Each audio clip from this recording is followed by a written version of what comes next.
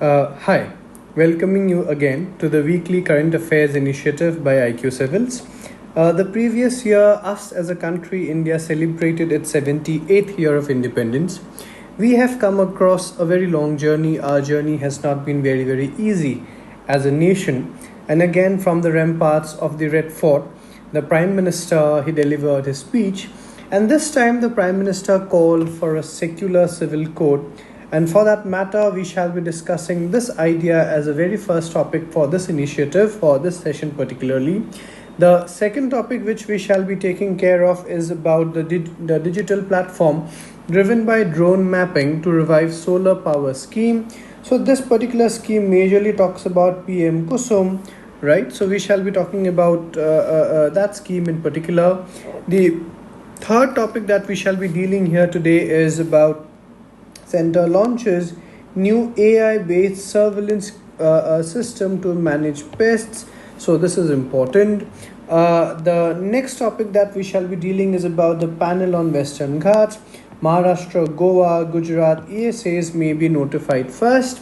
And the last topic that we shall be dealing for this particular session is about the small satellite launch vehicles. Apparently, ISRO recently successfully launched the third developmental flight of SSLV from the Satish Dhawan Space Center in Sriharikota, because of which this particular launch vehicle variety of ISRO becomes very important for this particular for that matter discussion for this particular session, right? So coming down to the very first topic of today, secular civil code, this can also be interpreted as uniform civil code, right, which is mandated under the constitutional provisions of under Article 44, right? So to talk about in details, the code that proposes a formulation of one law across the country which will be applicable for all religious communities, particularly in personal laws. Minded the important term is personal laws like marriage, divorce, inheritance, adoption, etc. This particular idea can be called as a uniform civil code. Yes, for that matter, any debate of such magnitude always have its positives and always has its negatives. There are always two schools, right? Apparently, the significance of UCC, which can be seen, is it shall bring about uniformity in principles across different religious communities. It shall be promoting national integration by trying and dealing with a common law. Yes, national integration. It shall try and eradicate unjust laws and customs of different religions. It is going to promote gender equality. It is going to promote secularism and easy administration, etc. Right? So to take care of the positives of this particular idea is huge, right?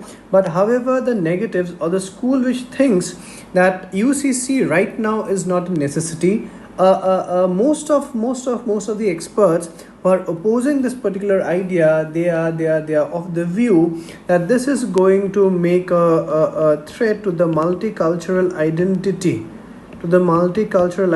of India and the diversity that India has. So this is going to be a threat to this particular idea of India, right?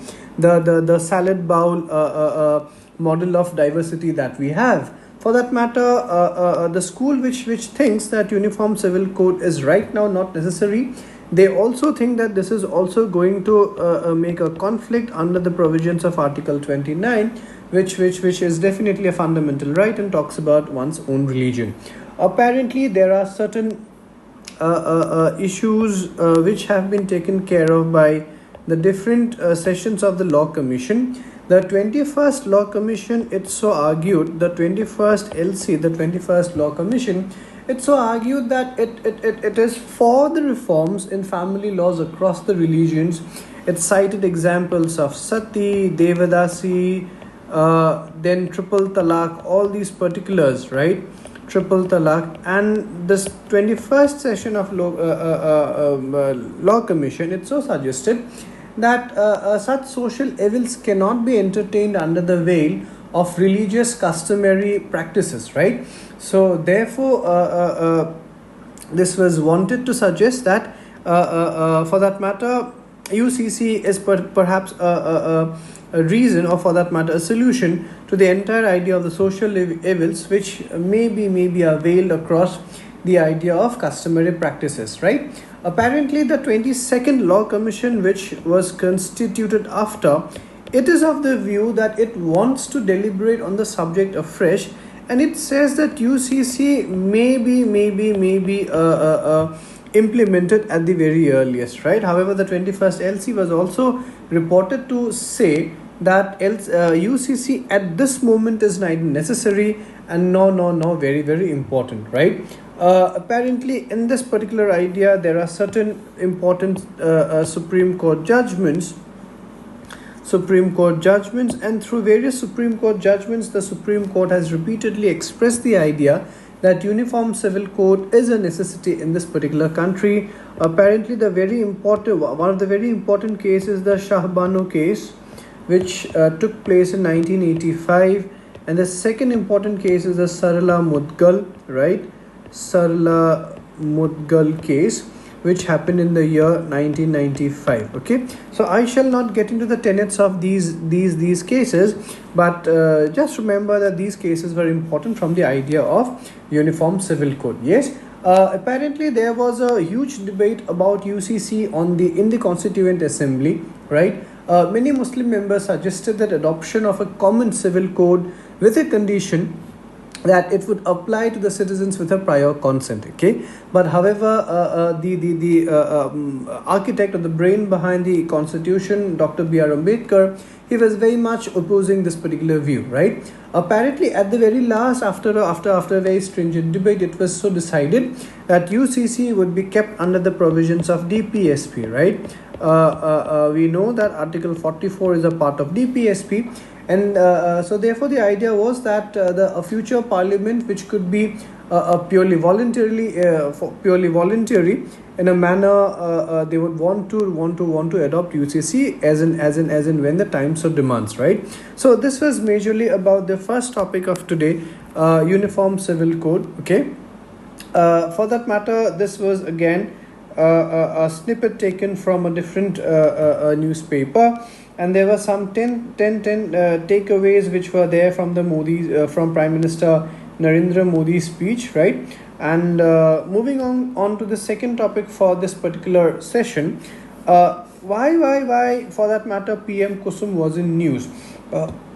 Taking care of the important parts of this article, it so reads, PM Kusum program launched to boost solar energy infrastructure in agriculture, right? Apparently PM Kusum, meaning the Pradhan Mantri Kisan Urja Suraksha Evam Utthan Maha Abhiyan, right? The news report, it so suggests that it envisages settling up of some 100 gigawatt of solar power in farmer owned land, installing some unique solar pumps and some grid connected agricultural pumps.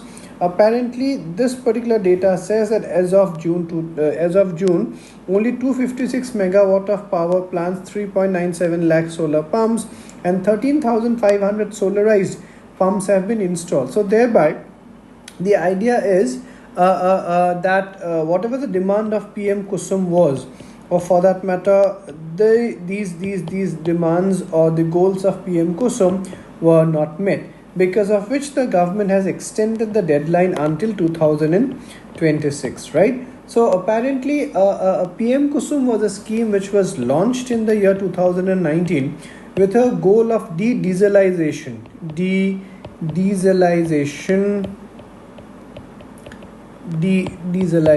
of the farm sector, and this was also wanting to enhance through certain ways the farmers' income, right? We all know that the government is very much wanting to double the farmers' income, and these are certain tenets of it, right? For that matter, this was also aimed at energy security for farmers in India, and along with this, everything which has to do with agriculture and farmer, the government has had some intended nationally determined contributions under the Paris Agreement, and it so suggests that by 2030 it has certain ideas of achieving some 500 gigawatt of power which would be generated by using renewable energy, and of which there's a percentage which through there's a percentage by the means of solar power which is to be achieved, right? So therefore this particular scheme is also going to for that matter help us achieve our nationally determined goals, right? So this is taken care of by the Ministry of New and Renewable Energy, and under the scheme the government is going to give up a subsidy of some 30 to 50% of the total cost which is given for the installation of standalone solar pumps, right? Apparently this particular scheme, the PM Kusum scheme that we have, it has got three components, right? So component A, component B, and component C, right? So the component A talks about some 10,000 megawatt of power, or for that matter solar capacity through the installation of small solar power plants,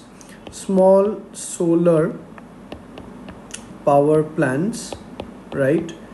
And these will be individual plants, and the capacity of those individual plants would be around 2 megawatt, and these power plants will be preferably installed within the radius of 5 kilometer from the grid, right, such that the integration becomes easy, and the cost of for that matter the high cost of transmission also is lessened, and the losses are also lessened, right? Apparently this power will be purchased by the local discom at a pre-fixed tariff which will be determined by the respective state electricity regulatory commission. Okay, the second component of this particular thing is it is going to give around some 20 lakh standalone agriculture solar powered pumps, right? Standalone, but the meaning of which is this will be established in only those areas where the grid supply has yet not reached. So apparently therefore these will be standalone pumps with the capacity of say until 7.5 horsepower, right? So this will be, the idea will be to replace the existing diesel agriculture pumps, right? And this will be in the off-grid areas, okay, off-grid areas. And the third component of it is for the solarization of some 15 lakh 15 lakh pumps which are already connected to the grid. Now the idea is that the government under this component will be giving support, or for that matter subsidy for these already connected to the grid pumps such that they can be solarized, right? And the farmer will also be able to use the extra solar power which will be generated. They can be sold at the respective discoms at the local level at a prefixed tariff, right? So this was the entire detail about PM Kusum. Yes, apparently the last paragraph of this particular news report is it tells us that according to the Ministry for New and Renewable Energy, of the 256 megawatt installed nationally, nearly 200 megawatt of solar power capacity is in Rajasthan alone, right? Now what is the challenge that this particular article so very well talks about? It so says that a key hurdle for the unavailability of suitable land. Yes, so for establishing or for laying down the solar panels we will have to have land. So apparently the next important part of this article is, with agricultural land it is often a challenge to find enough parcels of land that can be pooled together and made available to a power project developer, right? Apparently this was a possibility in Rajasthan, but these areas where the land is fertile, where the land can still produce, becomes an issue. This is the reason why certain companies have come up with a technology, of course using the drone technology, by the means of which they are going to map areas nearby and try and develop a digital platform through which they can establish where are the areas in which particularly the government can, or for that matter the government can assign the land for the establishment of the solar panel, such that the possibility of PM Kusum increases and it becomes a success, right? For that matter, this was majorly about the PM Kusum and what is the present challenge that this particular scheme is currently suffering, right? Moving on to the third topic of this discussion, it says that center launches new AI-based surveillance system to manage pests. So to manage pests is an interesting thing, and it's an AI-based surveillance system. So let us read what the article so tells us. The aim was to reduce the dependence of farmers on pesticides, retailers, and to inculcate a scientific approach among them towards pest management. The NPSS, or for that matter, the National Pest Surveillance System, will analyze latest data using AI tools to help farmers and experts in pest control and management.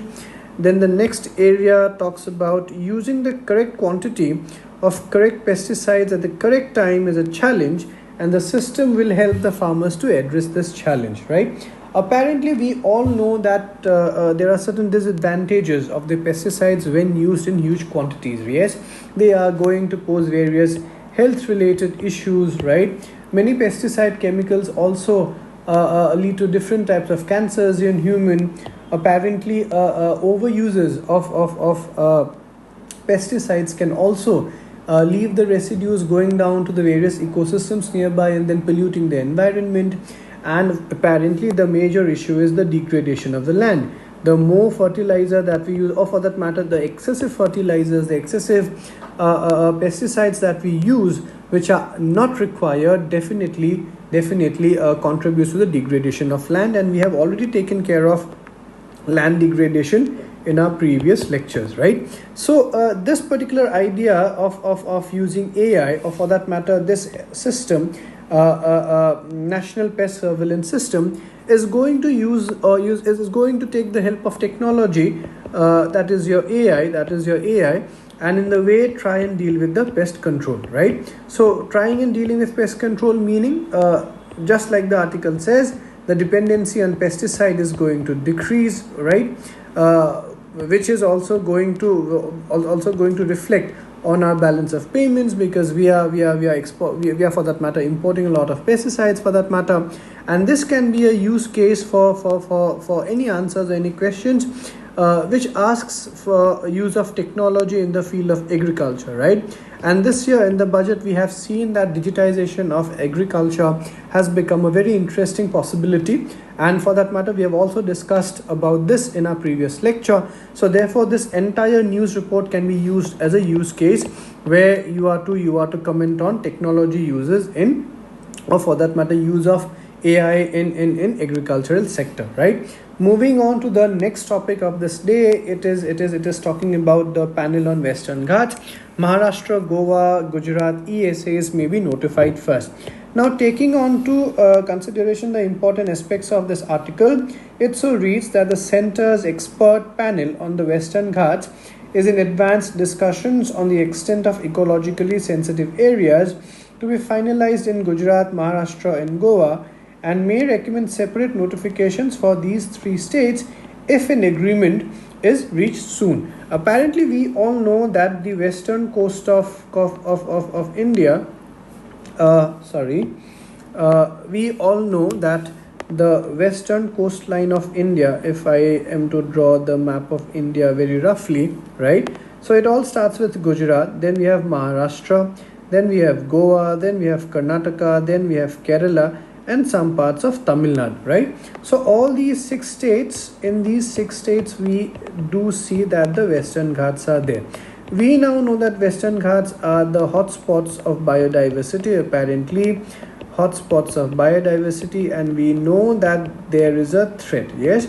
Now this report has come onto limelight after the Wayanad incident, right? The very sad incident of landslides that happened in Wayanad. Apparently, this Western Ghats, the entire Western Ghats was under threat, ecological threat, because of which the government of India constituted two panels or two committees. The very first committee was the Gadgil Committee.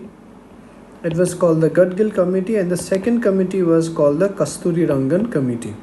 Kasturi Rangan Committee, right? Now, Accordingly, the Gadgil committee so suggested that all throughout the 6 states, the Western Ghats which is there, the Gadgil committee suggested this to be declared as ESAs. That is your ecologically sensitive zones, right? And the Gadgil committee suggested that all these ESAs are to be zoned into 4 different categories: ESA Zone 1, ESA Zone 2, ESA Zone 3, and ESA Zone 4. And for that matter, in each of these zones, this particular committee suggested different kinds of measures which needs to be taken for the safeguard of the Western Ghats. Apparently, this committee was rejected. Why? Because this was considered to be very much pro environment and against the practical considerations, which also has farming ideas and everything in this particular area, right? Because of which we had to go down to another committee which was called the Kasturirangan committee, and Kasturirangan committee so suggested that of the entire 100% area of the Western Ghats, some 37% of this area should be declared as ESAs, right? So this particular committee was majorly understood to be correct, and until now their implementation was not taking place so far, right? Apparently there was an issue. So this particular thing says the Karnataka government has publicly stated that it is against the Kasturirangan committee report, implementing on the basis of which the center had proposed that a total of 56,825 square kilometer should be declared as ESAs, where industries and development will be banned, regulated or promoted, right? So this is the only reason why the committee which was recently constituted to take care of the draft report by the Kasturirangan panel report. So certain states for the likes of Gujarat, Maharashtra and Goa, so they have agreed to this through several propositions, because of which the government is now wanting to go on a staggered manner. First, this particular report will be implemented in these 3 states, and then the rest will be taken care of after, right? So the next important part of this article talks to us about the issue of pending protection. The ecologically fragile Western Ghats has gained significance in the wake of Wayanad landslides, which claimed life over 200 lives. Yes, this is what we just talked about already. And this part of the article talks about that protecting the integrity of the Western Ghats without impacting the livelihoods of people is one of the key goals, right? So therefore the present committee, whichever is there, so the idea of this committee is that they are not to interfere with the livelihoods of the people, and by not trying and doing so, how can they try and protect the hotspots of biodiversity in this area also, which is very, very ecologically sensitive. So for that matter, regarding Western Ghats, 2 important committees are there. One is your Gadgil committee and the other is a Kasturirangan committee, and this has reflected in the UPSC previous year questions, right? So this was majorly about the panel on Western Ghats. Apparently, going on to the last topic of this particular session, it says that the Indian Space Research Organization, or ISRO, successfully launched the 3rd developmental flight of the SSLV from the Satish Dhawan Space Center in Sriharikota on Friday. The SSLV D3 placed the Earth Observation Satellite EOS-08 precisely into orbit, right? For that matter, until now, ISRO, we are not going to deal with the previous launching vehicles of ISRO, but ISRO currently is using 2 kinds of launching vehicles. One is the PSLV and the other is the GSLV. So PSLV is the polar satellite launch vehicle, and GSLV is your geosynchronous satellite launch vehicle. Now, by using polar PSLV, we thrust the satellites mostly into LEO, right? And through GSLV, we are going to make it through the geostationary orbits and the higher orbits, basically, right? So GSLV is a major rather powerful satellite launch vehicle, and it can also increase the payload. The amount is the for that matter, the weight is also high. So PSLV has recently been termed as the workhorse of ISRO, because it has seen only 3 failures until now of some 60 around flights that it has taken, right? So apparently PSLV is one of the most reliable launching vehicles across the globe. Yes. Now, what was the issue with PSLV and GSLV? That for that matter, ISRO had to bring about SSLV, right? So in this part of the article, it can be read. Yes, the aim behind SSLVs is to produce low-cost launch vehicles with short turnaround times and minimal in infrastructural requirements.